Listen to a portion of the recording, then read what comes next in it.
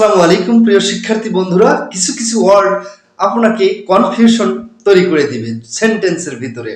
তেমনি একটি ওয়ার্ড বিভিন্ন পরীক্ষায় আসা সেই শব্দ নিয়ে আমরা একটু আলোচনা করব। ভিডিওটা খুবই গুরুত্বপূর্ণ যদি আপনি শিখতে চান, তার জন্য শুধুমাত্র আমরা এখানে দেখব তিনটি বাক্য লিখেছি। হি লেফট হোম, তিনি বাড়ি ত্যাগ করলেন। 2 নম্বর বাক্য লিখেছি হি লেফট মি হোম, তিনি আমাকে বাড়ি রেখে চলে গেলেন। 3 নাম্বার লিখেছি কাম অন, চলে আসো, it is time to go home, এখন বাড়ি যাবার সময় হয়েছে। তাহলে তিনটি বাক্যের ভিতরে এই তিনটা হোম কোন পার্টস অফ পিস, তিনটা সেন্টেন্স, তিনটি এক্সারসাইজ আসতো আর কি, তিনটি এমসিকিউ কোশ্চেন আসতো, আমি এক জায়গায় লিখে দিয়েছি। তাহলে আমাদের খেয়াল করতে হবে এই প্রথম যে হোমটা, তিনি হি লেফট হোম, তিনি বাড়ি ত্যাগ করলেন। উত্তর আমরা যদি খেয়াল করি কি ত্যাগ করলেন, অ্যান্সার আসবে কিন্তু বাড়ি। তাহলে প্রথম সেন্টেন্সের হোমটা হবে হচ্ছে নাউন, অর্থাৎ যদি কোনো কিছুর তার কি আছে, বাড়ি আছে, কি এবং কাকে দিয়ে যদি উত্তর আসে সেটা অবজেক্ট হয়, আর অবজেক্টটা সাধারণত কি হবে, নাউন। তাহলে আমরা 1 নম্বরে পেলাম হচ্ছে নাউন, তিনি বাড়ি ত্যাগ করলেন। হি লেফট মি হোম, তিনি আমাকে বাড়ি রেখে চলে গেলেন।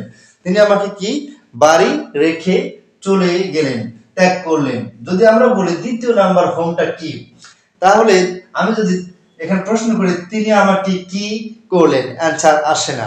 তিনি আমাকে কাকে বা কিভাবে, এটাও আসে না। তাহলে এইখানে তিনি আমাকে কোথায় রেখে চলে গেলেন, এখানে কোথায়। তাহলে কোথায় যখন আসবে আমরা জানি যে অ্যাডভার্ব হোয়েন, হোয়ার, হাউ দ্বারা প্রশ্ন করলে যদি উত্তর পাওয়া যায় সেটা হবে অ্যাডভার্ব। তাহলে এখানে হোয়ার দ্বারা প্রশ্ন করলে উত্তর পাওয়া যাচ্ছে কোথায়, তাহলে এখানে হবে হচ্ছে অ্যাডভার্ব। তিনি আমাকে বাড়ি রেখে চলে গিয়েছিলেন, ত্যাগ করলেন। কাম অন, চলে এসো, it's time to go home, এখন বাড়ি যাবার সময়। তাহলে এই যে হোম, 3 নাম্বার হোমটা কোন পার্টস অফ পিস, তাহলে তিনটাই কিন্তু হোম। এখানে আমরা দেখব তিনি অর্থ আমরা খেয়াল করব, it's time to go home, এখন বাড়ি যাবার সময় হয়েছে। যদি প্রশ্নের উত্তরে আমরা প্রশ্ন করি যে এখন কোথায় যাওয়ার সময় হয়েছে, যদি এখানে আমাদের কোথায় যে প্রশ্ন করি হোয়ার, তাহলে কিন্তু অ্যানসারে আসবে হচ্ছে হোম।